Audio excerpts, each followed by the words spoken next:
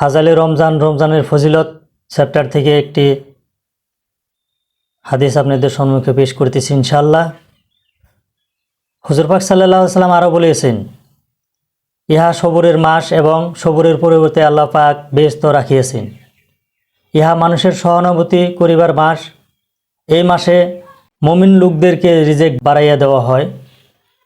যে ব্যক্তি কোনো রোজাদারকে ইফতার করাইবে সে ব্যক্তির জন্য উহা গুনাহ মাফের ও দুজকের অগ্নি হইতে নাজাতের কারণ হইয়া দাঁড়াইবে এবং উক্ত রোজাদারের সওয়াব সমতুল্য সওয়াব সেই ব্যক্তির লাভ করিবে।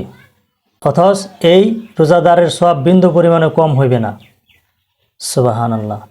সাহাবা জিজ্ঞাসা করিলেন, হে আল্লাহর নবী, আমাদের মধ্যে অনেকেই এই সমর্থ নাই যে সে অপরকে ইফতার করাইবে এবং পেট ভর্তি করিয়া খাওয়াবে। হুজুর পাক সাল্লাল্লাহু আলাইহি সাল্লাম বলিলেন, পেট ভর্তি করিয়া খাওয়ানো জরুরি নয়। যে ব্যক্তি কাহাকেও একটি খেজুরের দ্বারা ইফতার করাইবে, আল্লাহ পাক তাহাকেও উক্ত সওয়াব প্রদান করিবে। সুবহানাল্লাহ। তো আমরা রমজান মাসে বেশি বেশি এই আমলগুলি করার চেষ্টা করব ইনশাআল্লাহ।